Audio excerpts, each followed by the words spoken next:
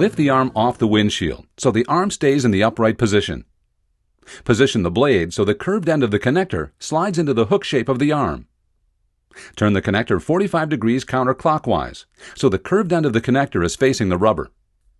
Slide the blade up the hook part of the arm until you hear a click sound, or you can see that the hook is past the locking tabs. Place the arm gently back on the windshield and never let the arm release directly to the windshield, as this will cause damage. You'll need to add the following steps to the hook arm installation if a side saddle connector is required. Remove the blade and side saddle connector from the package. Remove the pre-installed factory connector by rotating the connector 180 degrees about the rivet pin. Then push down until it snaps off the rivet pin, and then slide it out.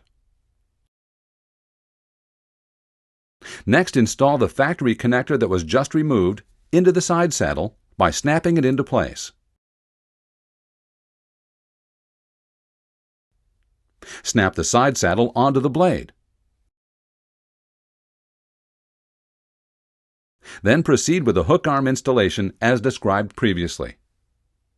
It's always a good idea to cycle the wiper blades after replacement to make sure they're working properly